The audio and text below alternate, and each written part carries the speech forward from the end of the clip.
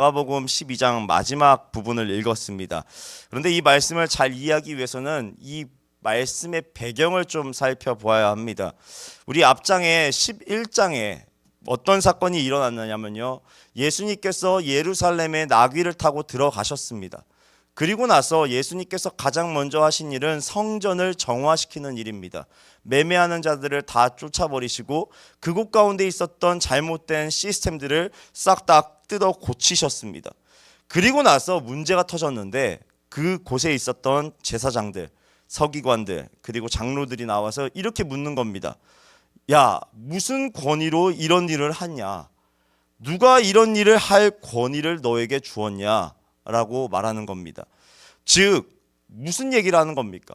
내가 이 성전을 담당하고 있고 내가 권위가 있는 사람인데 네가 무슨 권위로 이런 일을 하냐? 내 허락도 없이 이런 일을 하면 되냐 안 되냐라고 묻는 겁니다. 결국에 지금 제사장들, 그리고 서기관들, 장로들, 각 리더들과 예수님의 권위 싸움이 일어나고 있는 현장이 바로 11장과 12장의 말씀인 겁니다. 그래서 11장과 12장을 읽어보면요, 각각의 서기관들이, 바리새인들이, 사두개인들이 와서 예수님께 계속해서 말씀을 가지고 시험을 합니다. 네가 정말 말씀을 아는 거야? 네가 정말 권위가 있어? 이렇게 시험을 하는 것이 바로 12장, 11장의 말씀이다라는 겁니다. 이러는 가운데 예수님께서 35절에 보니까 성전에서 가르치셨습니다. 성전에서 가르치시는데 뭐라 얘기하시냐? 서기관들이 그리스도를 다윗의 자손이라 하느냐라고 얘기합니다. 그리고 어찌하여 서기관들이 그리스도를 다윗의 자손이라고 하냐고 묻습니다. 서기관들이 누굽니까? 성경을 필사하고 보존하고 해석하고 가르치는 사람들입니다. 마치 학사 에스라와 같이 굉장히 권위 있는 사람들, 세상에 존경받는 사람들, 말씀에 권위가 있었던 사람들이란 말입니다. 이전에는요, 종교 지도자들이 예수님의 권위에 도전하였다면 이제는 예수님의 반격이 시작되는 겁니다. 예수님께서 말씀을 들어서 그들에게 말씀을 가르치기 시작하신 것이죠. 그리고 36절에 이렇게 얘기하십니다.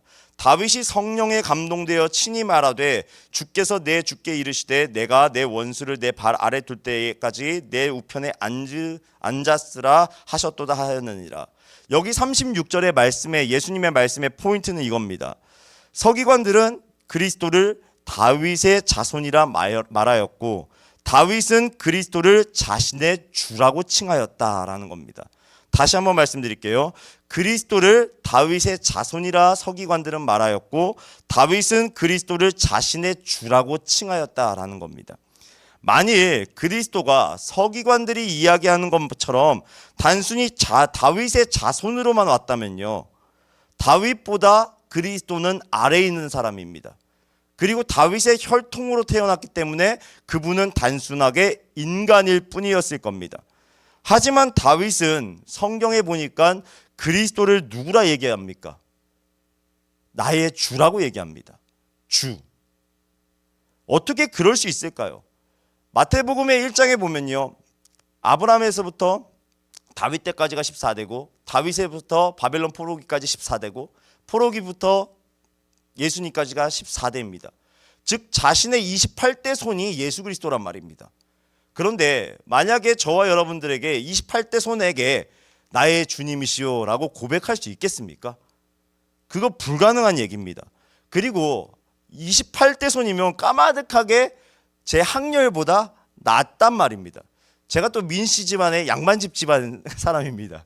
그래서 저희 할아버지는요, 날마다 저에게 7살 먹은 애한테 족보를 펴놓고 네가 민씨 집안 무슨 파의 몇 대 손이야, 지금 기억도 잘 안 나지만 맨날 가르치셨단 말입니다. 그렇게 우리 아시아 문화에서는요, 학렬을 굉장히 중요하게 여기지 않습니까? 그런데 다윗이 28대 손에게 자신의 주라고 얘기한단 말입니다. 이거 상식적으로 맞지 않는 말입니다. 그래서 예수님은 37절에 이렇게 얘기합니다. 다윗이 그리스도를 주라 하였은즉 어찌 그의 자손이 되겠느냐라고 합니다. 그럼 다윗은 자신의 혈통으로 오실 그리스도를 자신의 주라고 고백한 이유가 무엇입니까? 바로 성령의 감동을 받은 그가 오실 예수님이 자신보다 크신 분이시고 그분은 보통 인간의 분이 아니라 하나님의 아들로 이 땅에 오실 것을 믿음으로 벌써 성령의 감동으로 인하여서 고백하고 있었다라는 겁니다.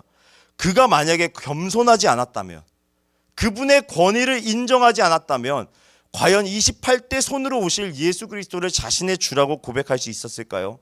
없었을 겁니다. 그러면 우리가 믿고 고백하는 예수 그리스도는 누구십니까? 바로 삼위일체의 한 유격이신 성자 예수님이십니다. 그분은 다윗의 혈통으로 이 땅에 오신 100% 인간이 맞습니다. 그분은 피곤하셨을 때 먹었고 피곤하실 때 주무셨습니다. 항상 그분은 인간처럼 사셨습니다. 하지만 우리가 믿고 있는 바는 무엇이냐? 단 한 가지, 그분은 100% 인간이셨지만 동시에 그분은 100% 하나님이셨다라는 사실입니다. 그 증거가 어디 있습니까? 성경에 나와 있습니다. 우리가 골로새서 1장 15절에 보면요, 이런 말씀이 있습니다. 골로새서 1장 15절 성경 슬라이드 보여주실래요? 우리 함께 읽어볼까요? 시작. 그는 보이지 아니하는 하나님의 형상이시오 모든 피조물보다 먼저 나신 이시니. 또 히브리서 1장 3절의 말씀의 첫 부분을 보면 이렇게 나와 있습니다. 다음 슬라이드요. 자, 아래 노란 글씨가 히브리서입니다. 함께 읽겠습니다. 시작. 이는 하나님의 영광의 왕체시오 그 본체의 형상이라. 이뿐만 아니라 하나님의 아들 예수 그리스도, 그분이 하나님이라는 증거는요 성경에 차고 넘칩니다.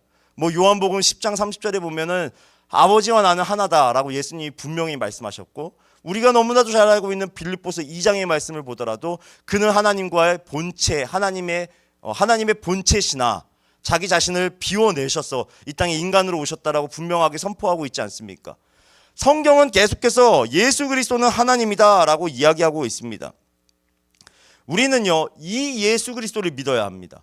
하나님의 아들이신 예수 그리스도, 하나님이신 예수 그리스도, 이 분을 믿어야지만 우리는 그분의 권위를 믿을 수 있습니다. 그분이 단순히 어떤 피조물로 오셨다, 그분이 어떤 인간적인 모습으로 그냥 좋은 사람, 어떤 위인으로 오셨다라고 믿기만 한다면 그분의 말씀에는 권위가 없는 겁니다. 문제는 이스라엘 사람들, 종교 지도자들이 그렇게 예수님을 믿었어요. 그분이 그냥 단순히 왕으로 오신 예수 그리스도, 그냥 좋은 분, 우리에게 먹을 걸 제공해 주시는 분, 그리고 특별히 그냥 랍비인 예수 그리스도로 믿었기 때문에 예수님의 권위에 그들은 순종하지 못해버리고 결국에 나아가서 그들이 예수 그리스도를 십자가에 못 박는 죄악을 저지르지 않습니까? 다윗은 그렇지 않았습니다.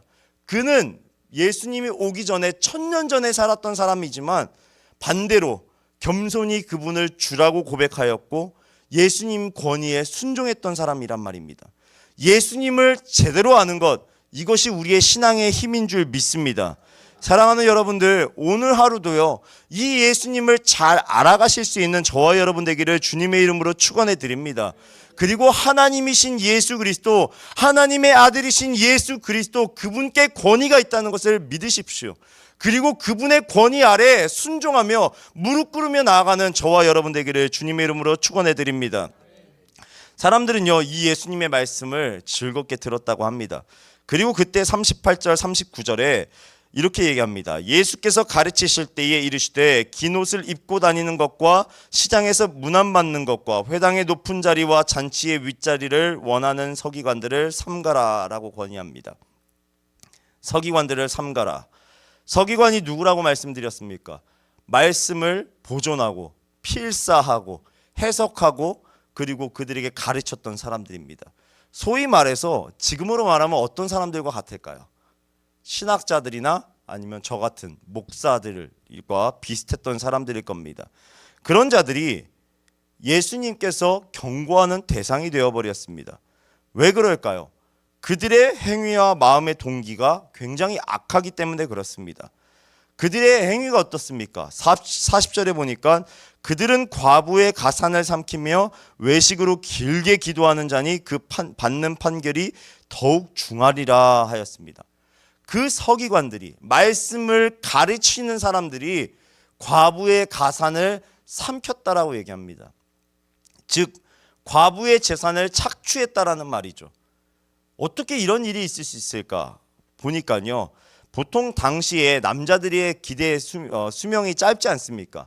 그러다 보니까 남자가 먼저 죽었다고 합니다. 그러면 남편이 죽으면 자연스럽게 유산을 그 과부에게 물려주는데 그 당시에 여자들이 돈 관리를 하지 않았답니다. 그 대신에 누구에게 돈을 맡기냐? 가장 믿을 만한 사람이었던 서기관에게 맡기어서 그 유산을 관리하고 다른 남자들에게 그 돈을 빼앗기지 않도록 지켜줬다고 합니다. 그러니 서기관들은요, 그 당시에 많은 돈을 소유하고 있었겠죠. 그런데 그 돈을 가지고 뭐 하냐? 불쌍한 과부들을 도와주고 그 과부가 먹고 살 수 있도록 도와줘야 하는데 서기관이 자신의 옷을 사입고 그리고 자신의 사치와 향락에 빠져서 돈을 횡령하였다는 겁니다. 그리고 나서 자신은 떳떳하다. 나는 거룩한 사람이다. 나는 다른 사람들을 도와주는 사람이다. 자랑하기 위해서 많은 사람들이 보는 앞에서 길게 기도하고 그리고 자신을 자랑하였다라는 겁니다. 그러니 얼마나 사람들 눈에 그 사람들이 대단해 보였을까요? 서기관들이 좋은 옷을 입고 길게 기도하고 하나님의 말씀을 필사했던 사람들이니까 사람들은 하나님 말씀 모르지만 그들은 하나님 말씀을 아니까 막 설교도 하고 그랬지 않겠습니까? 그러니 그 사람들은 사람들에게는 권위를 받고 사람들에게 이 사람 참 권위 있는 사람이야. 이 사람 칭찬받아 마땅한 사람이야 라고 얼마나 인정받았겠습니까? 그런데 예수님께서는 그런 사람들을 삼가라라고 얘기합니다. 그들은 자신의 권위를 내세웠기 때문에 장차 하나님 나라가 도래했을 때 그들은 심판 자리에 서서 그들은 판결받을 것이다 라고 이야기합니다. 이것이 문제입니다. 여러분들은 어떤 권위로 사십니까? 나 자신이 권위 있다라고 생각하십니까? 내가 힘이 있고 내가 자랑할 것이 있다라고 믿으십니까? 그러면요, 나 자신을 자랑하는 순간 우리는 서기관과 같은 사람이 되어버리는 겁니다. 그 서기관이 되는 사람들은요, 장차 하나님 나라가 이 땅에 도래했을 때 심판 자리에 서서 심판받게 된단 말입니다. 하지만 예수님께서는요, 다른 반대의 사람을 한 명을 들여보시는데 누구냐? 바로 가난한 과부를 가리키십니다. 부자는 헌금을 많이 드렸지만 한 가난한 과부는 와서 2렙돈, 한 고드란트를 헌금함에 넣었다고 합니다. 2렙돈은요, 밀가루 한 움큼을 살 수 있는 돈이래요. 그러면 지금으로 말하면 얼마 정도 될까요? 한 2불? 1불? 그 정도 되는 돈인데 예수님께서 그 헌금을 드리는 걸 보면서 저 여자가 헌금을 가장 많이 낸 자야, 칭찬하시더란 말이죠. 왜 그럴까? 보니까 예수님께서 보시는 것은 최고의 물질이 아닙니다. 예수님은 항상 최선의 것을 보았어요. 하나님이 보시는 것은요, 우리의 마음의 중심이지 우리의 겉모습, 물질이 아니더란 말이죠. 그런데 우리가 이 본문을 보면서 헌금의 어떤 원칙을 들여다볼 수 있습니다. 잘 들어보십시오. 헌금은요, 조금씩 드리는 게 아닙니다. 전부를 드리는 겁니다. 아멘이십니까? 여기서 아멘이 나올지 몰랐습니다. 우리 안디옥교회는 정말 대단한 믿음을 갖고 있는 것 같아요. 그런데 왜 이런 말이냐? 전 재산을 들고 와서 교회에다 헌금하라는 얘기가 아니에요. 우리가 헌금을 할 때 전부를 드린다는 말은요, 11조를 우리가 띄어서 하나님 앞에 올려드리잖아요. 그런데 그 11조 안에는요, 신학적인 의미가 있습니다. 하나님 10분의 1을 제가 드리지만 이 나머지 10분의 9조차도 하나님 돈입니다. 하나님께서 주셨기 때문에 이거 하나님의 영광을 위해서 내가 쓰겠습니다 라고 믿음으로 고백하고 나아가는 겁니다. 그러니 정작 10분의 1밖에 드리지 않지만 때로는 사정이 되지 않아서 10분의 1도 드릴 수 없을 때도 있지만 그럼에도 불구하고 그 모든 것은 하나님의 것입니다 라는 고백이기 때문에 11조는 실상 헌금은 내 모든 것을 드리는 거란 말입니다. 그래서 믿음은 이런 것 같습니다. 전부를 드리던가 아니면 아예 안 드리던가. 적당히 드리는 것은 아나니아와 삽비라처럼 하나님 앞에 책망받을 일이고, 전부를 드리는 것은 이 2렙돈의 그 과부처럼 칭찬받는 일이라는 것입니다. 저희들은 이렇게 믿어야 됩니다. 믿던지 믿지 않던지, 드리던지 드리지 않던지, 죽던지 살던지 둘 중에 하나 선택해야 됩니다. 서기관은 교만해서 자신의 권위대로 살았어요. 하나님 앞에 절대로 순종하지 않았어요. 적당히 순종하지 않은 것이 아니라 그들은 애초부터 하나님 권위에 순종하지 않았어요. 반대로 과부는 어땠습니까? 자신의 전부를 드리면서 하나님, 내 인생이 하나님의 것이에요. 철저하게 순종하며 교만한 자리에서 내려가서 자신을 낮췄다란 말입니다. 그 결과 그 교만하였던 서기관은 심판 자리에 들어서게 되고, 반대로 모든 것을 드리며 하나님 앞에 겸손했던 과부는 칭찬을 받았다는 것입니다. 우리는 이 말씀을 들여다보면서 깊게 고민해 봐야 됩니다. 나의 권위는 어디서부터 출발하는가? 내 자존심인가? 내가 가지고 있는 물질인가? 나의 나된 것인가? 아니면 나를 불러주신 예수 그리스도께 권위가 나오는 것인가? 나는 누구에게 순종하며 살아가는가? 나는 교만하게 살고 있는가? 아니면 철저하게 하나님 앞에 무릎 꿇고 순종하고 있는가?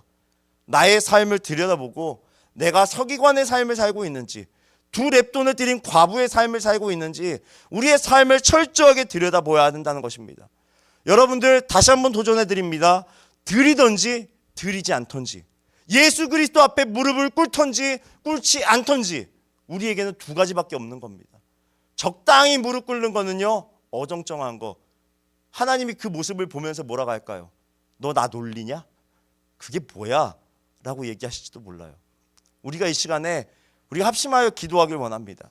하나님, 이 시간에 철저하게 나의 자존심 다 내려놓게 하시고 이제 겸손함으로 주 앞에 나아가게 하여 주옵소서. 이제 내가 전부를 드리기 원합니다. 적당히 내 것 빼돌리는 것이 아니라, 서기관의 이 삶이 아니라 두 렙돈의 드리는 과부처럼 내 삶의 전부를 드리기 원합니다. 우리가 결단하며 기도하길 원합니다. 또 우리 작년 영성훈련 이제 이번 주부터 시작되는데 이를 위해서 기도해 주시고, 또 오늘 저녁에 3.18 중보기도회로 수요예배로 모이는데 우리 말씀 증거하신 임재용 목사님을 위해서 계속해서 기도해 주시고, 또 선교를 작정하고 있습니다. 우리 교회가 선교적인 체질로 계속해서 변화될 수 있도록 우리 교회를 위해서, 리더십들을 위해서 기도해 주시길 부탁을 드립니다. 우리 이 시간 말씀을 기억하면서 자유롭게 기도하시다가 돌아가겠습니다. 우리 주여 세 번 크게 부르짖고 기도합니다. 주여, 주여, 주여.